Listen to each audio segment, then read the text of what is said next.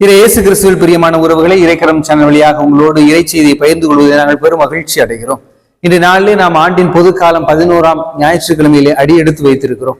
இன்று ஆண்டவர் இயேசு கிறிஸ்து உவமைகள் வாயிலாக, அதாவது கடுகு விதை வாயிலாக விண்ணரசை இறையரசை பற்றி நமக்கு தெளிவான விளக்கத்தை கொடுக்க முன்வருகிறார். கடுகு சிறுத்தாலும் காரம் குறையாது என்பதுதான் நம்முடைய முன்னோர்கள் சொல்லிய பழமொழியை நாம் கேட்டிருப்போம்.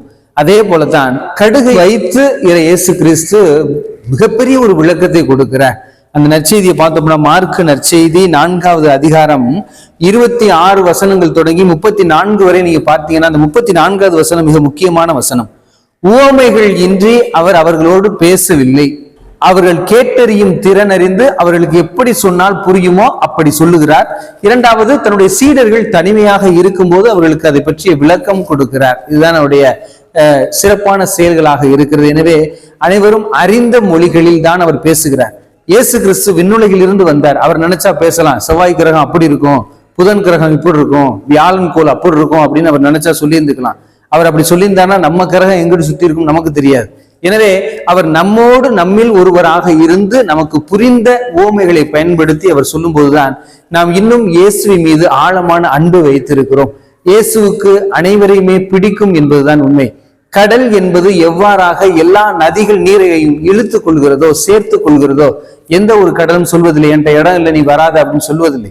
எவ்வளவு நீர்கள் வந்தாலும் சேர்த்துக் கொள்வது போல ஆண்டவர் இயேசு கிறிஸ்துவும் எத்தனை பேர் வந்தாலும் தனக்குள் ஏற்றுக்கொள்ளக்கூடியவர் தான் ஆண்டவர் என்பதும் பொருள். இருக்கும் போது மக்களை காப்பாற்றுகிறவன் அரசனாக இருக்கிறான். தான் இல்லாத போதும் காப்பாற்றக்கூடிய உதவி செய்யக்கூடிய மனப்பான்மை எவருக்கு இருக்கிறதோ அவரையே நாம் இறைவன் என சொல்லப்படுகிறோம். அப்படிப்பட்ட உன்னதமான இறைவன் நம் ஆண்டவர் இயேசு கிறிஸ்து. அவர் உருவாக்கி இருக்கின்ற அந்த இறையாட்சிக்குள் அடியெடுத்து வைக்க நம்மை ஆழமாக அழைப்பு விடுக்கிறார். எனவே இந்த நாளில் நாம் சிந்தித்து பார்க்க வேண்டும். பறவைகளையும் விலங்குகளையும் கவனித்து பார்ப்போம். அவைகள் தேவையற்ற முறையில் பேசுவதும் இல்லை, தேவையற்ற முறையில் ஒளியை எழுப்புவதும் இல்லை.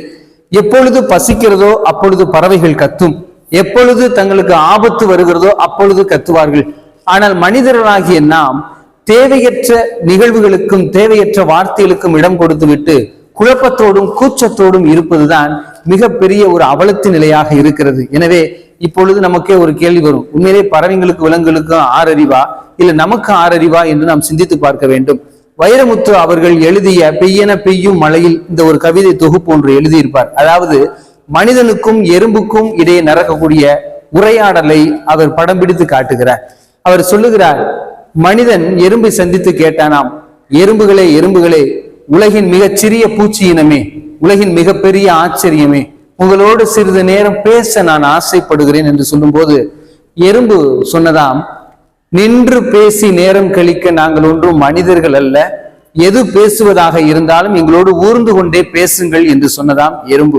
அன்பிற்கு உரியவர்களே, நாம் உற்சாகமாக இருக்கக்கூடிய நபர்களை தடை செய்ய பார்க்கிறோம். நாம் தேவையற்ற காரியங்களுக்கு அதிக நேரத்தையும் தேவையான காரியத்திற்கு குறைவான நேரத்தையும் கொடுப்பதனால் தான் நாம் நம்முடைய வாழ்க்கையிலே குழப்பத்திலும் கண்ணீரிலும் சுமந்து கொண்டிருக்கிறோம் என்பதை சிந்தித்து பார்க்க வேண்டும். திருவிழியத்துல 3 மனிதர்கள் இருக்கிறாங்க. அவளை பற்றி நாம் ஆழமாக சிந்திப்போம். முதல் மனிதர் தாவீது. தாவீதுக்கு வயது 17, 16 இந்த வயதுக்குள்ளாகத்தான் இருப்பார். அவருக்கு இறைவன் அபிஷேகம் செய்யப்படுகிறார், அரசனாக திருப்பொழிவு செய்யப்படுகிறார். எனவே சவுலுக்கு வயதோ 35 கடந்திருக்கலாம். ஆனால் தாவீது ஒரு சிறியவன், ஒரு கடுகுதான், சிறிய கடுகு. அதில் எவ்வாறு தன்னுடைய இறையாட்சியை விதைக்கிறார் என்பதை பார்ப்போம். கோலியாத்து என்ற கொடூரமான மனிதனை தன்னுடைய சிறிய கூழாங்கற்களால் அடித்து நொறுக்குகிறார்.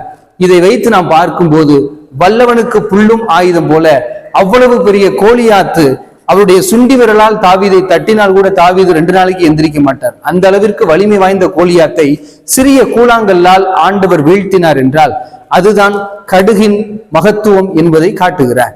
இப்பேற்பட்ட இந்த சிறிய கடுகை அரசராக மாற்றுகிறார். பின்னால் இஸ்ரேல் மக்கள் அனைவரும் ஆட்சி புரிய தாவீதை பெரிய ஒரு மரமாக மாற்றுகிறார். அந்த மரத்தின் கிளைகளில் அனைத்து மக்களும் இளைப்பாற கண்டு கொண்டுகிறார்கள். 2வது மனிதரை பார்க்க வேண்டும், சக்கேயு. சக்கேயு மிகவும் குள்ளமானவர். எனவே கடுகு, அது ஒரு கடுகு. எனவே சக்கேயுக்கு பெயரை பார்த்தோம் என்றால் வரி தண்டுபவன், பாவி, மிகவும் கொடூரமானவன் என்றுதான், குட்டையன் என்றுதான் பெயர் உண்டு. அப்ப இப்படிப்பட்ட சக்கேயு தன்னுடைய இயல்பை ஏற்றுக்கொண்டு தன்னுடைய பாவங்களை ஏற்றுக்கொண்டு மரத்தின் மீது ஏறி அமர்கிறார் இயேசுவை பார்ப்பதற்காக. ஆனால் அவ்வளவு மனிதர்கள் சுற்றி இருந்தாலும், இயேசுவை சுற்றி அவ்வளவு பேர் இருந்தாலும், சக்கேயுவை நோக்கிதான், அந்த சிறிய கடுகை நோக்கிதான் ஆண்டவர் தன்னுடைய பார்வையை செலுத்துகிறார். சக்கேயு, நீ இறங்கி வா, நான் இன்று உன் வீட்டில் தங்க வேண்டும், உணவருந்த வேண்டும் என்று சொல்லுகிறார். சக்கேயு அவரை இன்முகத்தோடு அழைத்து செல்லுகிறார், அவருக்கு உணவு கொடுக்கிறார். மக்கள் கொடுத்த அந்த அவப்பெயர்களுக்கு மத்தியில் இறைவன் சக்கேயுக்கு பெயர் கொடுக்கிறார். என்னவென்றால், இவரும் ஆபிரகாமின் மகனே, இந்த வீட்டிற்கும் மீட்பு உண்டாயிற்று என்று அதை ஒரு திரு அவையாக, இறைவனுடைய ஆட்சியாக மாற்றுகிறார். அந்த நேரத்தில் அனைவரும் அமர்ந்து உணவருந்தி கொண்டிருந்த அந்த நேரத்தில சக்கேயு எழுந்து நிற்கிறார். சக்கேயு எழுந்து நிற்கிறார் என்றால் உணவருந்தி கொண்டிருந்த அனைவருமே குட்டையாகி விட்டார்கள், சக்கேயு உயரமாகி விட்டார் என்பதுதான் பொருள். எனவே அந்த நிழலிலே தங்குவதற்காக அவர் சொல்லக்கூடிய அந்த வார்த்தை, நான் யாரையாவது ஏமாற்றி இருந்தால் அவர்களுக்கு நான் 2 மடங்காக 3 மடங்காக கொடுக்கிறேன், இல்லாத பொல்லாதவர் யாரெல்லாம் அபகரித்தேனோ அவற்றெல்லாம் கொடுத்து விடுகிறேன் என்று சொல்லி அந்த இறையாட்சியை பகிர்கிறார் சக்கேயு. 3வது மனிதர், 12 ஆண்டுகளாக இரத்தப்போக்குடைய அந்த பெண்மணியை நாம் பார்க்கிறோம்.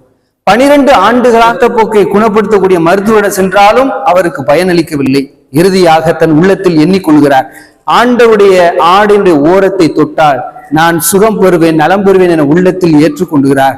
அவ்வாறு எவ்வளவு கூட்டங்கள் நிறைந்திருந்தாலும் அந்த கூட்டத்தை எல்லாம் தாண்டி அந்த பெண்மணி உள்ளே சென்று ஆடையுடைய ஓரத்தை தொடுகிறார், சுகம் பெறுகிறார். அப்பொழுது ஆண்டவர் சொல்லுகிறார், யார் என்னை தொட்டது என்று கேட்கிறார்.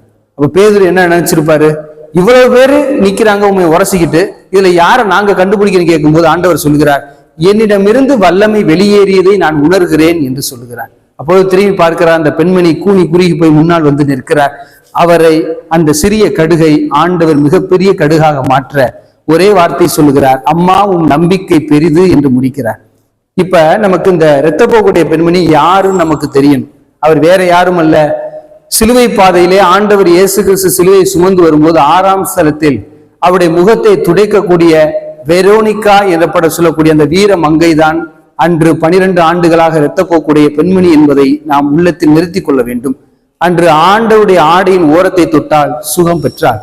இன்று ஆண்டவர் சிலுவை பாதையில் நடந்து செல்லும் போது தன்னுடைய ஆடையால் ஆண்டவருடைய முகத்தை தொட்டார், ஆண்டவருடைய முகத்தையே பரிசாக பெற்றுக்கொண்டார். ஆனால் எனக்கு மட்டும் இந்த சுகம் அல்ல, என்னை சார்ந்து இன்னும் கஷ்டப்படுகிற அனைவருக்கும் இந்த துணியால் சுகம் கிடைக்கட்டும் என்று நல்ல முயற்சியோடு, எவ்வளவு படை வீரர்கள் வாழ்க்கையோடு நின்றாலும் ஈட்டியோடு நின்றாலும் அதையும் தாண்டி ஒரு பெண்மணி உள்ளே செல்கிறார். கடுகாகிய அந்த வெரோனிகாவை எப்படி ஆண்டவர் மிகப்பெரிய பெண்மணியாக மாற்றுகிறார் என்பதைத்தான் நாம் பார்க்க வேண்டும். இதுதான் ஆண்டவருடைய இறையாட்சி என்பதை நாம் சிந்தித்து செயல்பட கொண்டிருக்க வேண்டும் என்பதுதான் ஆண்டவர் நமக்கு இன்று கொடுக்கக்கூடிய செய்தியாக இருக்கிறது. இறுதியாக மனிதர்கள் எப்படி வாழ்கிறார்கள் என்றால், ஒரு தந்தை தன் மகனை பார்த்து சொன்னாராம், மகனே மகனே, இனி நம்ம வீட்டுல குழி நோண்டி ஒரு கம்பு ஊன போறோம், போய் சித்திட்ட கடப்பாரை வாங்கிட்டு வா அப்படின்னு சொன்னாராம். உடனடியாக மகன் ஓடி போய் சித்தி அப்பா கடப்பாரை வாங்கிட்டு சொன்னாங்க, கடப்பாரையை கொடுங்க. இங்க கடப்பாரை இல்லப்பான்னு சொன்னா அப்பாட்ட அப்பா சித்திட்ட கடப்பாரை இல்லையா, சரி சித்தப்பாட்ட வாங்கிட்டு வாடா, சித்தப்பா கடப்பாரு, சித்தப்பாவும் இல்லைன்னு சொல்லிட்டேன். பெரியப்பாட்ட வாங்கிட்டு வாடா, பெரியப்பாவும் இல்லைன்னு சொல்லிட்டாருப்பா, என்னப்பா பண்றது அப்படின்னா, உடனே அப்பா சொல்றாரு மகனை பார்த்து, கஞ்ச பயிலுக வீட்டிலே வச்சுக்கிட்டு இல்லைன்னு சொல்றாங்கடா மகனே, நீ போய் நம்ம வீட்டு கடப்பாரை எடுத்துட்டு வா அப்படின்னு சொன்னாராம். அதாவது இவரே வீட்டில் தன்னுடைய கடப்பாரை ஒளித்து வைத்து விட்டு வேறு ஒரு இடத்தில் வாங்க சொல்லி தன்னுடைய சிறு கடுகாகிய அந்த மகனிடம் ஒரு நஞ்சை விதைக்கிறார். அந்த வளரும் அந்த பிஞ்சை ஒரு கஞ்சனாக மாற்றக்கூடிய சூழ்நிலையை நாம் பார்க்கிறோம். எனவே சிறிய கடுகாக இருக்கக்கூடிய குழந்தைகளை நாம் நல்ல முறையில் பயன்படுத்தினோம் என்றால் அவர்கள் பெரிய மரமாக வளர்ந்து பின்னாளில் பெரிய ஒரு நாட்டையே ஆளக்கூடிய தலைவர்களாக அவர்களை மாற்ற முடியும் என்பதுதான் உண்மை. எனவே எருசலேம்ல உள்ள கடுகு கொஞ்சம் பெருசா இருக்கும், தமிழ்நாட்டில் உள்ள கடுகு ரொம்ப சிறுசா இருக்கும் அப்படின்னா நம்ம நாட்டிற்கு எதை ஒப்பிட முடியும் என்றால், இப்ப தமிழ்நாட்டை பொறுத்த வரைக்கும் அங்கே கடுகு அது சிறிய சைஸாக இருக்கு சொல்றாங்க. இப்ப தமிழ்நாட்டை பொறுத்த வரைக்கும் ஆலமரத்தினுடைய விதையை ஒப்பிடலாம். அது சிறிய, மிகச்சிறிய, உலகத்திலேயே மிகச்சிறிய ஒரு விதை. அது மரமாக வளர்ந்தால் விருட்சமாக வளர்கிறது. அதுபோல நாமும் எண்ணத்தால், சொல்லால், செயலால், சிந்தனைகளால் நம்முடைய ஒவ்வொரு நடவடிக்கையின் மூலமாக விருட்சமாக வளர்ந்து இறையாட்சியை நமதாக்கி கொள்வோம். நாம் ஆண்டவரோடு இணைந்திருந்தோம் என்றால் அந்த ஆட்சி முடிவு பெறாது என்பதை உணர முடியும். எனவே ஆண்டவுடைய ஆட்சிக்கு முற்றுப்புள்ளி கிடைக்காது. ஒன்னே ஒன்றுதான், ஆண்டவுடைய ஆட்சிக்கு தொடக்க புள்ளி மட்டும்தான் உண்டு, முற்றுப்புள்ளி கிடையாது என்பதை உள்ளத்தில் இருத்தி இறைவனுடைய ஆட்சியில் இணைவோம், இணைந்து செயல்படுவோம். ஆமென்.